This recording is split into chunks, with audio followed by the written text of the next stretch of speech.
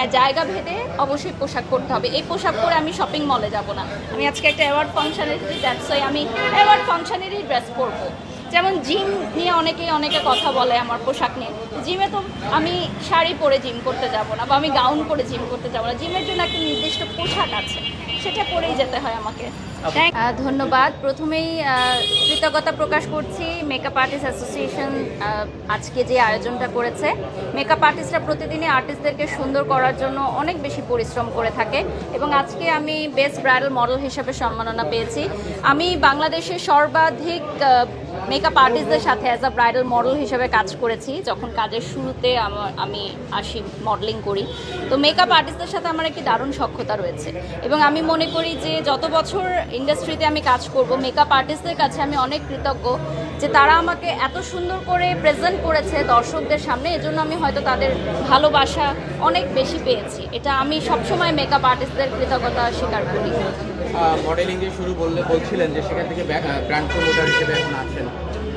এখন এই যে সময়টা বা যেই সিস্টেমের মধ্যে যাচ্ছে, সেখানে হয়তো প্রতি ঘন্টায় লুক চেঞ্জ করতে হচ্ছে, প্রতি মুহূর্তেই লুক চেঞ্জ করতে হচ্ছে। এখানে মেকআপের একটা বড় ভূমিকাও থাকে কস্টিউমের সাথে।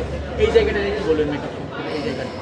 মেকআপ আসলে এমন একটা জিনিস যেটা ভিন্ন ভিন্ন দিবসে ভিন্ন ভিন্ন মেকআপ দরকার হয়। ভিন্ন ইভেন্টের জন্য কোথায় মেকআপ কতটুকু পরিমাণ করতে হবে, কী ধরনের লুক নিতে হবে, এটা বোঝার জন্য বলিউডে কিন্তু মিডিয়া ম্যানেজার আছে বা সেলিব্রিটি স্টাইলিশ আছে, যারা আসলে সেলিব্রিটিদের এগুলো রেডি করে দেয়। বাট বাংলাদেশেই মনে হয় শুধু আমরা এগুলো একা একা রেডি করি। বেশিরভাগ আর্টিস্টরাই, গুটি কয়েক আছে, বাট আমরা নিজেরাই রেডি করি যে কী ড্রেস পরবো, কী মেকআপ করবো। সো এটা কিন্তু অনেক বড় একটা মানে মেন্টাল স্ট্রেস, যে আমাকে সবচেয়ে সুন্দর লাগতে হবে, আকর্ষণীয় লাগতে হবে। ডেফিনেটলি এটা আমরা যখন কোনো প্রোগ্রামে যাই, প্রত্যেকেই চায় যে আমাকে অনেক সুন্দর লাগুক।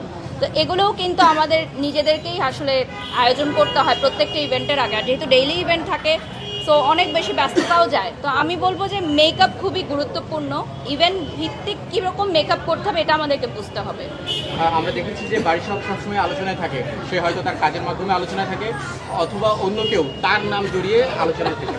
রিসেন্ট আপনার ফেসবুক পোস্টেও সেই ইঙ্গিত দিয়েছেন। আসলে ব্র্যান্ড প্রমোটার নয়, তবুও তাদের চলাফেরা, ব্র্যান্ড প্রমোটিং কতদিন করেছেন, আসলে এই প্রশ্নগুলো তুলেছেন। যেহেতু আপনি জিনিসটার সাথে দীর্ঘদিন ধরে জড়িত আছেন, এই বিষয়টা নিয়ে যদি একটু ছোটো করে জানতে চাই।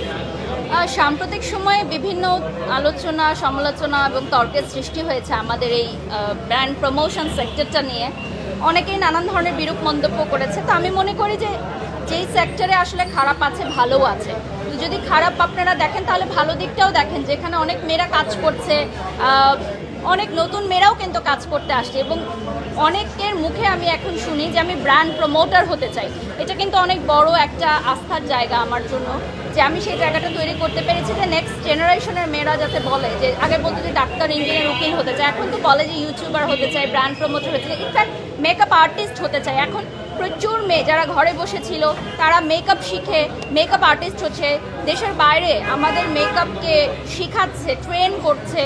সো এটা অনেক বড় একটা পাওয়া। আমাদের মেয়েরা কোনো অংশে পিছিয়ে নেই আমি মনে করি। সম্প্রতি আপনার ফেসবুক পোস্ট দেখলাম, একজন ইঙ্গিত করে অনেক কিছুই লিখেছেন।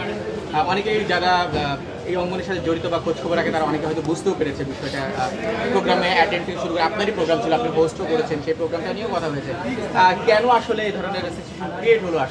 আসলে আমরা যখন কাজ করি, কাজের মধ্যে অনেক সময় মনোমালিন্য হয়, সেটা অনেক সময় শেষও হয়ে যায়। কিন্তু মনোমালিন্যের জায়গাটা আসলে যে প্রথম তৈরি করে, তার দিকে আমি দৃষ্টি আকর্ষণ করে বলছি যে জীবনটা আসলে অনেক ছোট। আপনি দেখেছেন বিগত কয়েক মাস আগেই আমাদের প্রিয় অনেক মানুষরা আমাদেরকে ছেড়ে চলে গেছে। তো সেখান থেকে আমি রিয়েলাইজ করেছি যে এই ছোট্ট জীবনে, ছোট্ট ক্যারিয়ারে মানুষের সাথে মনোমালিন্য করে, গ্রুপিং করে, পলিটিক্স করে আসলে কেউই শান্তিতে থাকতে পারে না। তো আমার কাছে মনে হয়েছে যে জীবন কয়টা দিনই বলেন, তা আমরা সবাই একটু ভালোভাবে একে অপরকে দেখলে একটু অ্যাপ্রিসিয়েট করি, কারণ আমি খারাপ না বলি, বাট আমার নামে যখন কেউ বলতে আসে, তখন আমার কাছে খুব খারাপ লাগে। সেজন্য আমি আসলে পাল্টা উত্তর দিই। বাড়ির শখের যেমন শুভাকাঙ্ক্ষী আছে, তেমন অনেকে হেটার্সও আছে। সমালোচনাও করে তারা, তাদের কমেন্ট বক্স দিয়ে আপনার বিভিন্ন প্রোগ্রামের পোশাক নিয়েও তারা অনেক সময় কমেন্ট করে। আপনি হয়তো দেখবেনও হয়তো বা যে ডে বাই ডে বাড়ির শখে আসলে কোন দিকে যাচ্ছে পোশাকের দিক থেকে। আগে যতবার রিজার্ভ থাকো, ডে বাই ডে খোলামেলা পোশাকের দিকে বাড়ির শখ যাচ্ছে। যেহেতু আপনার এই ফ্যাশন জগৎ নিয়ে কাজ, আসলে এটা কি বলতে চান আসলে এই সমালোচনাগুলোকে নিয়ে, বা এই যে খোলামেলা অনেক সময় ড্রেসের বিষয়গুলো নিয়ে যদি কিছু বলেন আসলে? দেখুন, আমি যখন নতুন ছিলাম তখন আমাকে এত কোম্পানিরা ড্রেসের স্পন্সরও করতো না, আমাকে কেউ মেকআপও স্পন্সর করতো না, আমার সাথে এত অ্যাসিস্ট্যান্টও থাকতো না, এত বাউন্সাররাও থাকতো না, এবং আপনারাও আমার ইন্টারভিউ নিতেন না, যেটা সত্যি।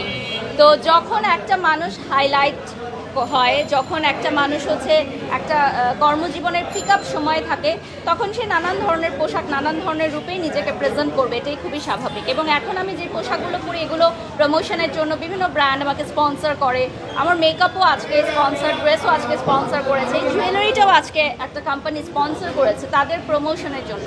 সো এগুলো আমাকে পড়তে হয়, এবং আমি মনে করি যে যেটা আমি ক্যারি করতে পারবো সেটাই আমি পরি। আপনারাও যদি ক্যারি করতে পারেন আপনারাও পরেন। হ্যাঁ, জায়গা ভেদে অবশ্যই পোশাক পরতে হবে। এই পোশাক পরে আমি শপিং মলে যাব না। আমি আজকে একটা অ্যাওয়ার্ড ফাংশানে এসেছি, দ্যাটস ওয়াই আমি অ্যাওয়ার্ড ফাংশনেরই ড্রেস পরবো।